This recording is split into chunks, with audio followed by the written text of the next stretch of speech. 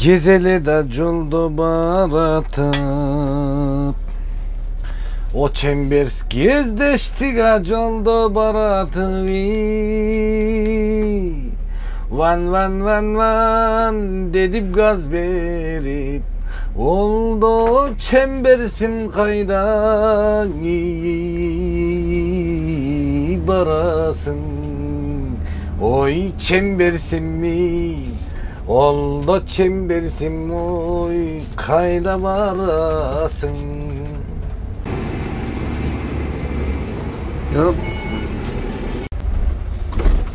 Орыстар айтса департаменттеринде қосын да.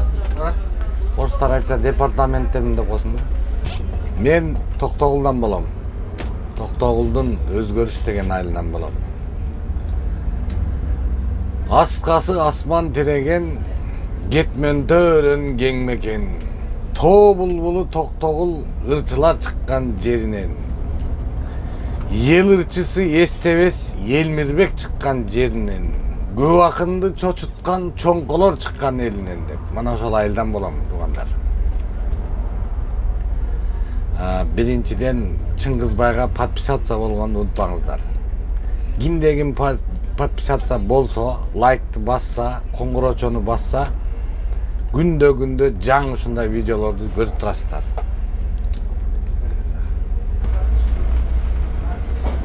Линиядан чыкпай, грузовойлорго биринчи линия, экинчи линия, автобус, естественно, биринчи линиядан чыкпайбыз. Өзүбүздүн линиядан. Кечиксек кечигебиз. Эми Москвада тыгын, жол тыгын көп да. Муну бардык эле айдоочулар түшүнсө керек. Бардык айдоочулар жүрөгү менен туят го. Анысы кандай, биздики да ошондой. Bir işteysiz. Bir gün işteyiz, bir gün es alabız. Avtobusda уже общий алганда 7 жылдан бeri иштейм. Көнүп калдык. Автобусду уже билебиз. Кайсыл жерде кандай, ар кандай ситуация болот. Биринчиден абайлаш керек водитель, бардык жагын. Экинчиден жакшы машиненин техникалык абалын караш керек. Үчүнчүдөн автобустун состояниясы жакшы болуш керек, таза болуш керек. Водитель өзү ичпеш керек. Укташ керек. Уктап эс алыш керек. Ар бир жарандын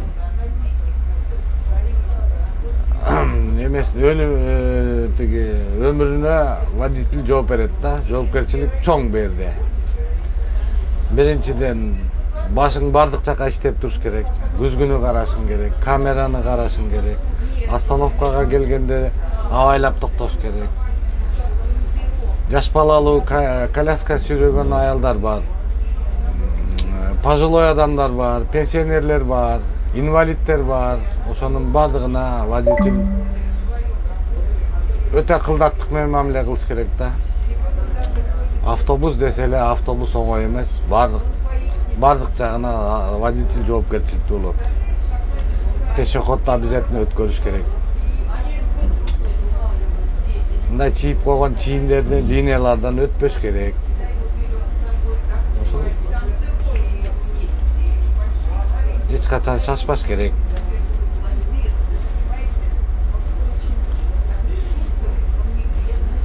Дагы эмне дейбиз? Күнүгө жүргөн жолуңуздар күнүгө ушул акыбалбы? Күнүгө ушул акыбал. Биздин жол. Bir конецтен экинчи конечныйга чейин 3 саат. Нары bir акырына чейин bir конечныйга 1,5 саат, кайра бул жакка 1,5 саат. Вакыт берилет, кээде андан да ашып кетет. Ар бир курукта 10 мүнөт, 15 мүнөттөн водительге отстой берилет. Чыгып, машина, автобустун эки жагын карап, салондун ичин текшеребиз. Эчтеке калган жокпу, жарандардын буюмдары ар кандай паспорттары түшүп калат, телефондор түшүп калат. Ошолорду водитель алып барып диспетчерскийге же охранага өткөрөбүз. Ошол жерден маалымат алса болот. А эгерде калган сумканын ичинде взрывоопасные вещи, Андай болсо эч убакта водитель тийишпей. Андай болгон убакта пассажирлердин бардыгын эвакуировать этип түшүрүп, тезинен 102 кызматына чалабыз. 102 кызматы келет дагы, алар өздөрү алышат ал сумканы. сизде 7 жыл дейсиз. 7 жыл аралыгында ушундай учурлар катталдыбы, катталган? Катталды, албетте катталган. Мындай жардыруучу эмелерди, заттарды калтырган жокко, бирок башкасы болду да. Пассажирлер кулаган учурлар болгон. Ал убакта кандай кылыш керек? Ал убакта обязательно биринчи очередь эмеге скорыйга чаласың. Скорый помощь келет, скорый помощь келип текшерет. Андан кийин диспетчер кызматына чаласың. Диспетчер кызматына чалгандан кийин алар нарядты жөнөтөт дагы, скорый помощьтун нарядын, пассажирдин коопсуздугун, паспорттун данныйын жазасың. Обязательном порядке. 102 кызматына чаласың. Вот ошол документтердин баары толтурулгандан кийин гана водитель күнөөлүү эмес болуп чыгат. Эгерде ошонун баарына чалбай пассажир мен жакшымын деп түшүп кеткен болсо, анда водитель жаңылышкан болот. Бул биринчи. Экинчиден, ДТП болгон мезгилде биринчи очередь пассажир. Пассажирлер аман болуш керек. Резкий тормоз бербеш керек. Сүзгөн күндө дагы биринчи очередь жилетти кийесиң, пассажирлерди түшүрөсүң. Противообкатный упору дейт. Эки противообкатный упордон экини коесуң. Аварийный знак коесуң 15 метр. Анан ДПС кызматына чаласың. Диспетчер кызматына чаласың. Анан безопасность движения деп коет бизде. Безопасность движения БДга чаласың. Анан келип, анан документтердин баары толтурулат.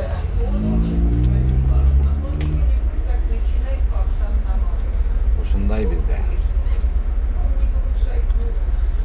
Ушундай пассажир кулап калган болсо, айдоочу жоопкерчилиги канчалык?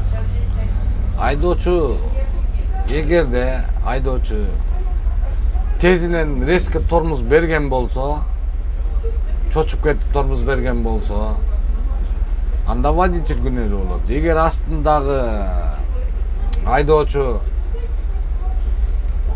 мешать этип тормоз берип, аварийный эмени создавать этсе, аварийный ситуацияны, анда лучше барып астындагы машинаны сүзүп коюш керек. Ни в коем случае резкий тормоз бербеш керек. Ошондо алдыдагы водитель күнөөлүү болот. Анда автобустун водителине күнөөлүү болбойт. Эч качан бардык инструкцияны туура жасаш керек. Жаңы орношкон водительдерге сабакта эң биринчи келгенде автобустун техникалык абалын, мотордун майын, баллондордун катырылган бекемдигин, желдерин полный карап чыгыш керек. Анан аштаны автобусту жүргүзүп, эшиктерин ачып жаап, тормозун текшериш керек. Андан кийин анан барып диспетчерскийге барып путевканы алыш керек. Алгандан кийин медиктен өтөсүң. Медициналык кызматкерден өткөндө ал водительдин давлениясын, алкоголдук ичимдик ичпегенин текшерет. Андан кийин барып анан механиктер текшерет автобустун абалын. Механиктер кол коет. Линияга чыкканга мүмкүн деген. Анан водитель кол коет. Мен ушул автобусту техникалык абалын барды текшерилди, алдым деп кол коюп берет. Ошондон баштап кечке чейин автобуска сен жооп бересиң. Водитель гана жооп берет.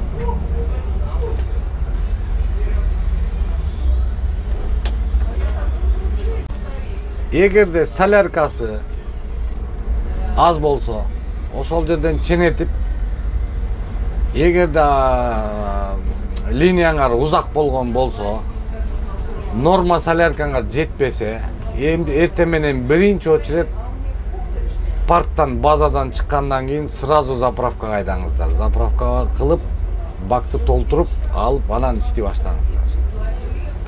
Жок, жетеп менен баштасаңыздар, анда өчүп калат бир жерде. Анда ким күнөөлүү? Водитель күнөөлүү болот.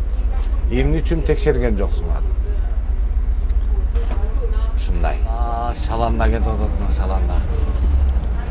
Өзүңүз бир башынан аяка чейин маршрутуңуз канча саат? Общийби? Бир күндүккө. Бир күндүк, бир жүрүшүңүз бир Ашандан баштап? Ашандан баштап Коммунаркага барып, кайра келишим 3 саат. 3 саатта деген чарчайсыз, уйку сурайсыз. Уйку суроолор болот, албетте болот. Кантесиз анан? Ошол убакта эң жакшы антистресс деген бар. Муштумду бекем түйүп, чачты тарап, деп бир бакырып туруп анан ырдаш керек.